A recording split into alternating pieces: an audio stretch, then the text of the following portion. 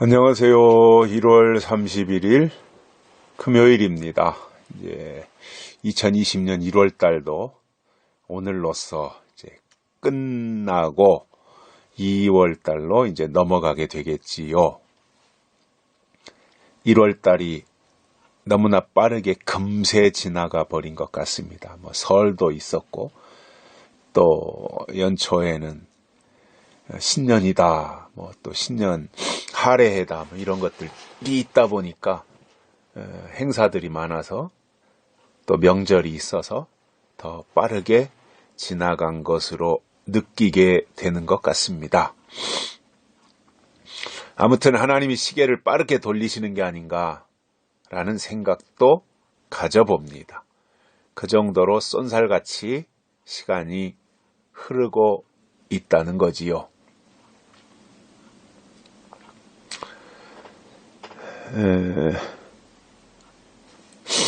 우리나라가 자유민주주의 국가이잖아요. 48년도에 건국을 하고 이승만 대통령에 의해서 1948년도에 그리고 지금까지 오면서 민주화 과정도 거쳤고 자유민주주의가 이렇게 자리를 잡고 또 안정적으로 성장을 경제적으로도 그렇고 빠르게 해온 대표적인 나라입니다. 2차 세계대전 이후에 한 130, 40개 나라가 독립을 했다 그럽니다. 그런데 그 중에서 경제적으로 정치적으로 성공한 나라는 오직 대한민국밖에 없다 그럽니다. 2차 세계대전 때 이후에 독립한 나라 가운데. 그렇게 이제 이 자리를 잡은 우리 대한민국이 최근 들어서 이렇게 무질서하고 참 이 무기력하고 이렇게 될 수가 있나라고 할 정도로 처참한 상황이 되는 거지요. 소득주도 성장에 의해서 우리나라 경제는 완전히 다 무너졌습니다. 꼬라박았습니다. 한 저녁, 낮에도 마찬가지지만 제가 저녁 때 조금 운동이 늦어져서 한 8시쯤 이제 밖에 나가면 이제 동절기니까 8시쯤이면 깜깜하지요. 아예 밖에 사람이 없어요. 어쩌다 그냥 학생들이나 학원 갔다 오는 학생들이나 이렇게 좀 걸어 다니지 아예 사람이 없고요. 식당에 가봐도 사람이 없어요. 저녁 시간에. 마트에 가봐도 사람이 없어요. 야, 이렇게 무너질 수가 있구나 이런 생각을 해봅니다. 그런데다가 얼마나 또 이 무질서한지 말이죠. 이 사회가. 비근한 예로 우한 폐렴 있죠. 중국에서 발생해서 세계로 퍼져나간 우한 폐렴. 이게 정확한 명칭이에요. 우한 폐렴. 이것이 우리나라에 이게 들어오는 과정, 또 그것을 수습하는 과정 이런 것들을 보면 진짜 초보자 수준이에요. 아마추어도 이런 아마추어가 없을 거예요. 아마. 그토록 탄탄한 경제성장을 이루어온 자유 대한민국이라고 느끼지 못할 정도로 너무나 아마추어들이에요. 야, 참.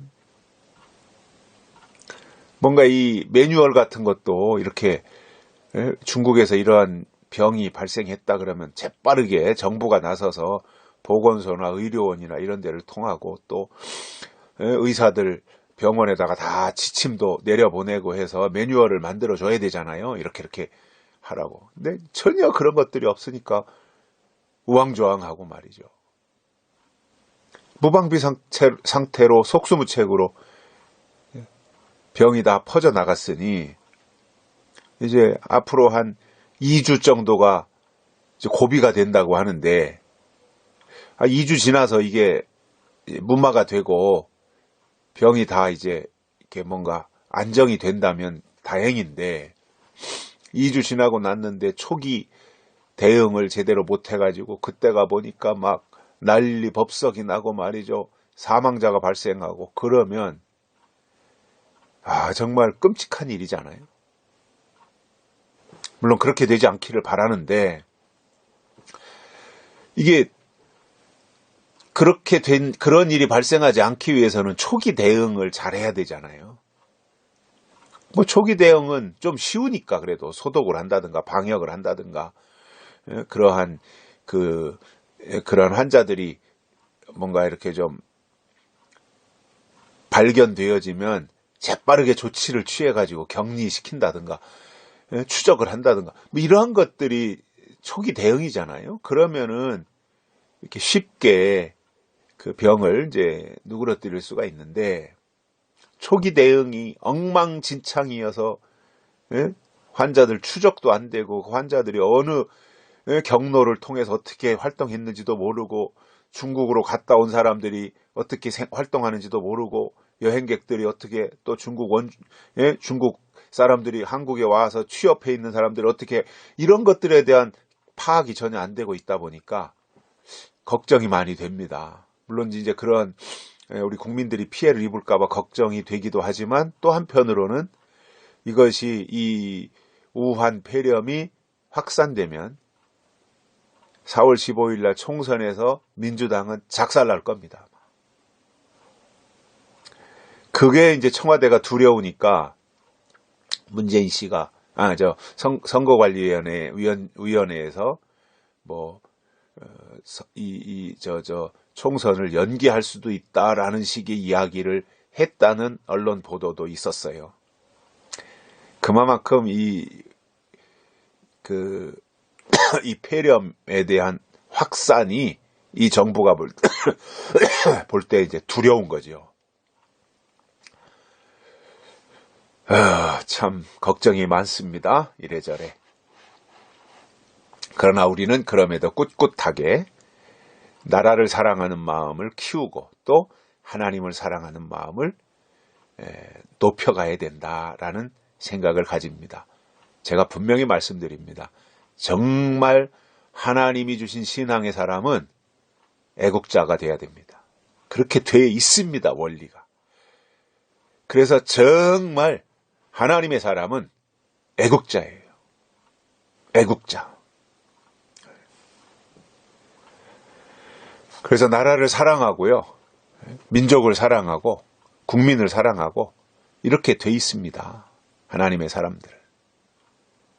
그래서 하나님의 사람들이 애국자라고 할 때 첫 번째 애국자는 누구냐?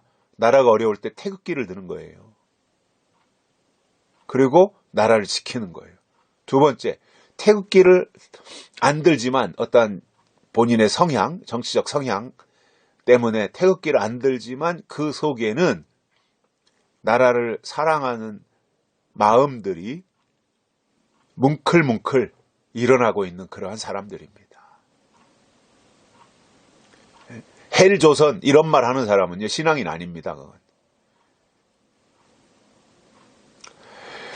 그러한 방향으로 어떤 신앙은 표현되게 돼 있습니다. 나타나게 돼 있습니다. 그래서 어떤 경우도 특히 약속의 신앙을 가진 사람들은 나라를 사랑하는 마음, 나라를 생각하는 마음이 그 마음 속에 자리 잡고 있게 되어 있어요. 그래서 나라가 어려울 때는 나서게 되어 있습니다. 뭐 촛불 들고 나서고 이런 게 아니라 정말 그 중심에 하나님이 주신 은혜가 있기 때문에, 우리 대한민국이 주신 하나님의 특별한 은혜가 있잖아요. 과거에서부터. 그렇기 때문에 그 하나님이 주신 나라를 어떻게든지 자유민주주의 체제 속에서 수호하고 지켜내려고 하는 그러한 마음들을 가지게 되어 있어요. 원리입니다, 이걸. 그런 방향으로 나가야죠. 그게 하나님의 사람들이죠.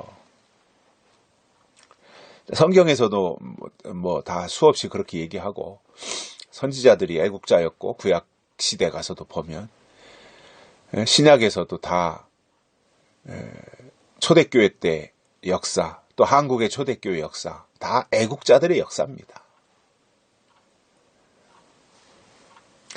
지금까지 이끌고 왔던 모든 하나님의 역사가 됐든 우리 대한민국의 역사가 됐든 애국자들의 역사예요, 그게.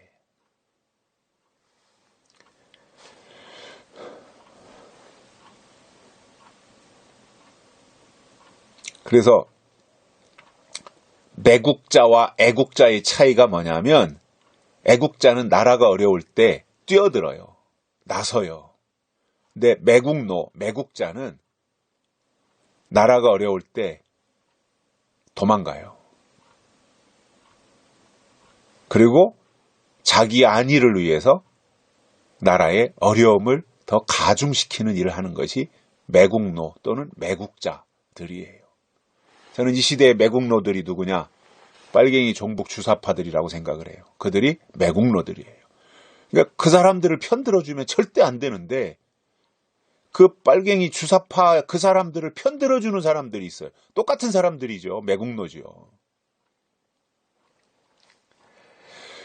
신앙인들은 그렇게 가면 안 된다 이겁니다. 신앙인들은 첫째, 하나님 중심을 두고, 둘째, 국가관을 가지고 나라가 하나님 안에서 하나님이신 자유민주주의를 어떻게 지켜나갈 것인가, 이것을 생각하며 살아가는 것이 진정한 하나님의 사람들의 모습이더라는 거예요. 자, 오늘 이 말씀은 에베소서 4장 13절인데요. 우리가 다 하나님의 아들을 믿는 것과 아는 일에 하나가 되어 온전한 사람을 이루어 그리스도의 장성한 분량이 충만한 데까지 이르리니, 이렇게 말씀하고 있습니다. 자, 우리가 하나님 앞에서 온전한 모습을 가졌다면 그 증거가 어떻게 나타나야 되느냐?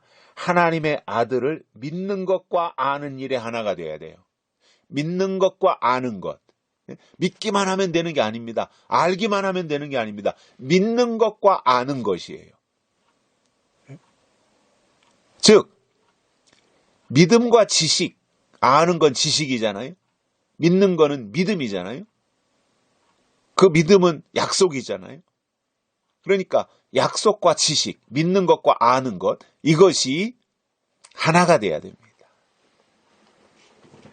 어떤 사람은 믿기만 하면 된다고 그냥 믿음만 강조하는 사람이 있어요. 무대뽀가 되는 거죠. 그 방향으로 가면. 믿기만 해라. 뭘 따지느냐. 믿기만 해라. 50점입니다. 어떤 사람은 머리로만 알기만 하려는 사람이 있어요. 하나님을 머리로 이해하고 머리로 알려고 하는 사람이 있어요. 안 됩니다. 50점입니다. 50점짜리 가지고는 아무짝에도 쓸모가 없는 거예요. 믿는 것과 아는 것이 같이 하나가 되어야, 그것이 올바른 거지요.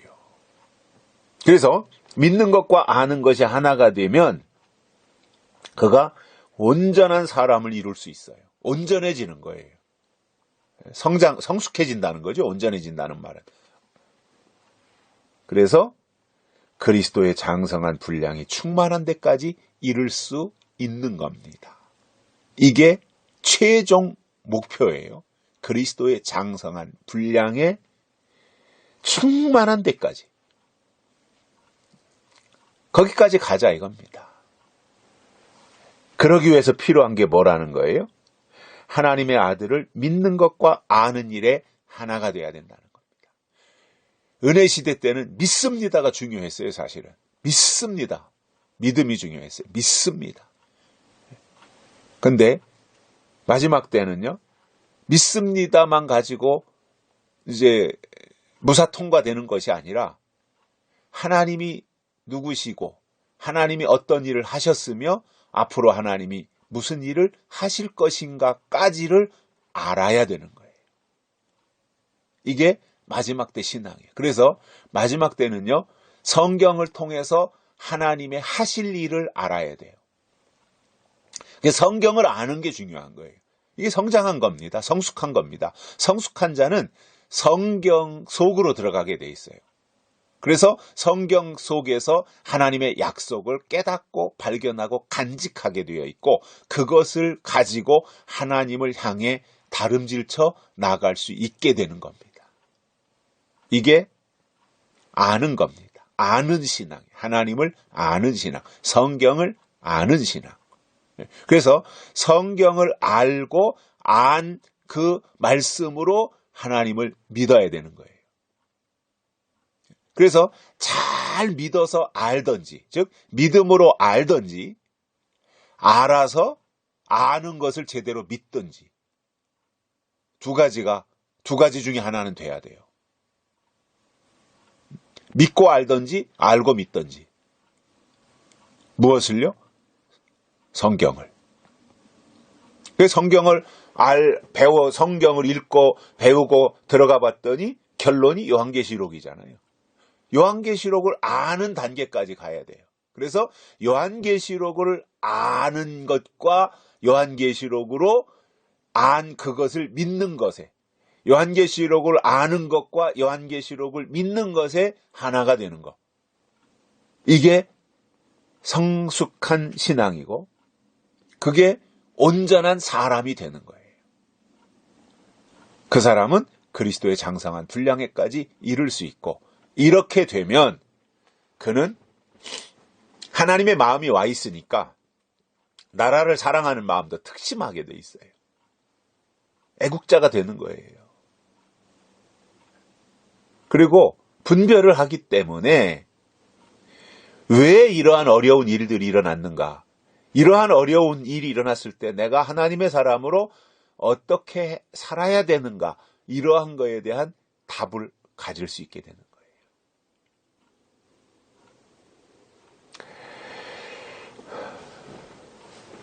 지금 우리나라가 여러 가지 정치, 경제, 사회, 교육, 문화 모든 면에서 위태위태합니다.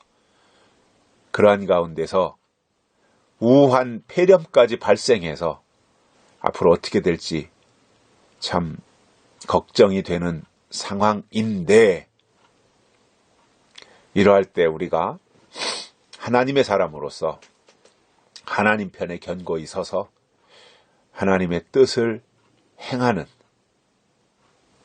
그리고 하나님이 기뻐하시는 일을 감당하는 그러한 믿음의 사람들이 되시기를 바랍니다. 오늘 여기까지 하겠습니다. 오늘 마지막 날 의미 있게 뜻깊게 보내시기를 바랍니다. 고맙습니다.